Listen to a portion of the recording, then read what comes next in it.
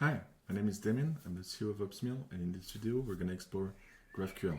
So the goal is, this first video is more about like the basic concepts targeted for beginners if you never use GraphQL, and then in the second video we'll target more some more advanced features. So depending on your level, you might want to watch this one first or jump directly to the other one.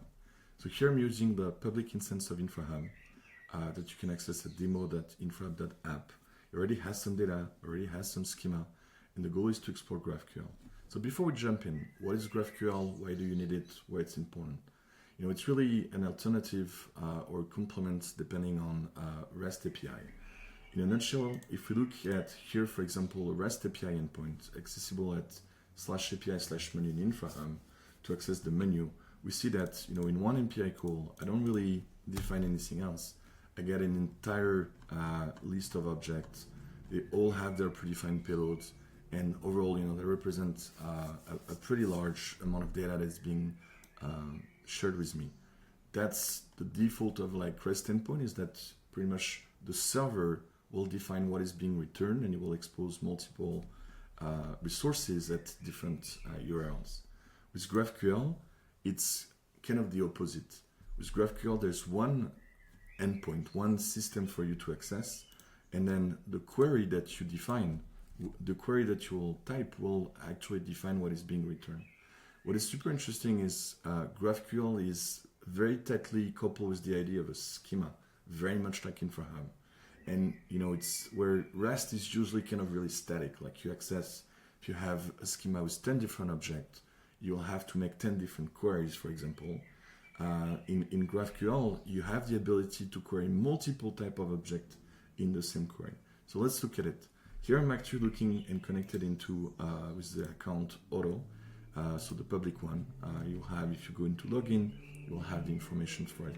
So the way it works is you have the ability to define a query, and then in this case I'm just going to explore, for example, querying the tags. Because it's, so here every object in GraphQL that is already part of the schema is going to be available in GraphQL. The way it works, then the structure is something that is being defined by Infrahub. So it's not specific of, it's not a standard for GraphQL the way the objects are structured. It again really depends on the schema.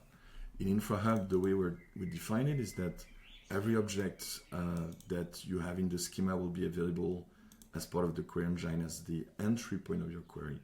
And then based on the relationship, you can query, you know, anything you want. All of the top level objects are in the format of a list, and you need to access them with edges and then node. And then we have these specific attributes, like irrespectively of your schema, you always have the ability in Infrahub to access something by what we call the display label. So that's you know, really something that we try to make as to make sure there's always something more interesting to query than just the ID, to know, for example, what is the object you're accessing. So it's something that's automatically available.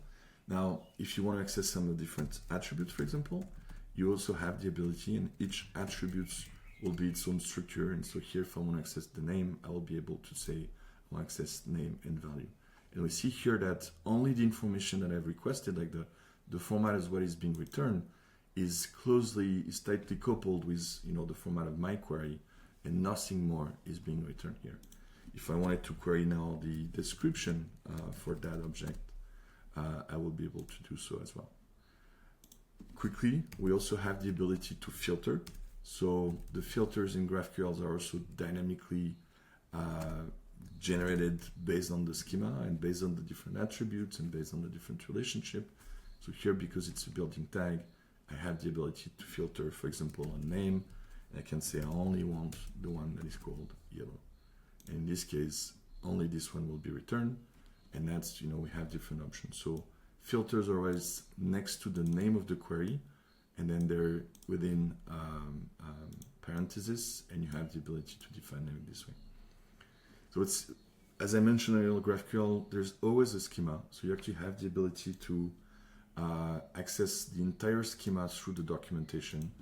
And by searching it, you will see exactly what are the different options. So we can see here exactly the schema, for example, for the built-in tag, which is the object we just queried. We send CD ID, the display label, the name, the description, because it's a simple object, but a more complex one, you would be able to access that as well. Now, another things you can do in GraphQL is you can also modify object. In GraphQL, we call that a mutation. So a mutation, for example, they're also automatically created and available. So for example, if I wanted to create a tag or modify tags, we see that we have 4 mutations that are automatically created. 1 to create, 1 to update, 1 to delete, and we have the other one, upserts. That's probably the topic of a dedicated video. But if we say I want to create, for example, my create a new tag, then I will need to define the format of, and here again, there is a specific format that is documented in the documentation. So we can see here, for example, that, you know, to be able to create a tag, I need to provide a structure called data, and I can take any of the specific information. So here, for example, the only one that is really mandatory is for me to provide a name with a value. And let's say that I want to create a new tag called black. The format of that is slightly different. Now I need to have like semicolon that somewhat looks similar to a dictionary in Python, but not exactly the same.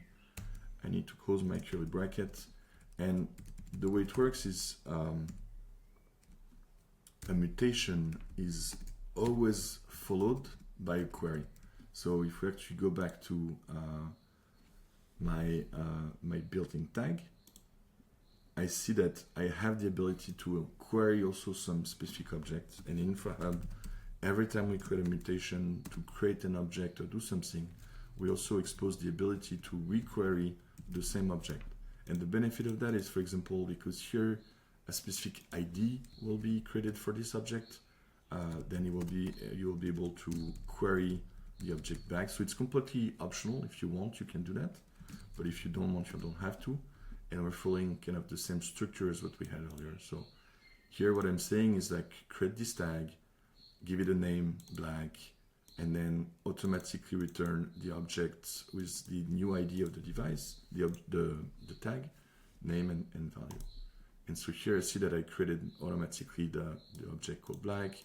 Now I have its ID and I can do that. If I execute it the second time, it will actually tell me now that that doesn't work, because in the schema we have a constraint that says that each object must be identical. So here I think we covered, you know, the basics. Now in Infrahub, because we support the branches, of course, with version control, like the GraphQL also support that. So if you are in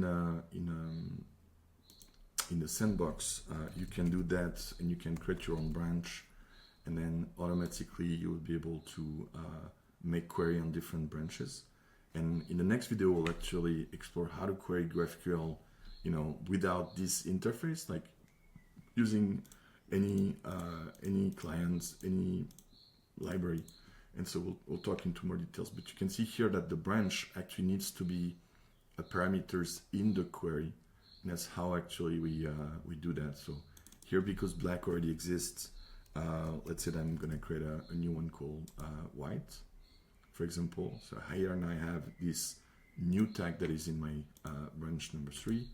If I switch back to main and I query my tag, so I think there's even a nice way to actually access all the past query. So for example here, if I just go back in one of my previous one, I'm going to query all the tag that we have in main. Here we see that white is not here. If I switch to branch number 3, now I have you know, one more tag. And other things that we can do in GraphQL is we can also get the count. There would be another way to get that, where if I count in branch number 3, I have 6 tags. If I count on main, I only have 5. So that's another options. Now, if we explore the structure of a more complex object, so let's say, for example, that I want to get to a device. So device has the edges, it has the nodes. So we'll use the display label here, and we'll access some attributes with value, but we can also access, so here I'm gonna limit the query, for example, to only 5 results, because if I have a very, very large number of sites, you know, I don't necessarily want to connect all of them. Here I just want to explore some of them. So here I just say, hey, only limit the number of results that I want to get to 5. And so here now, if I actually look at the schema for infra device, I can see that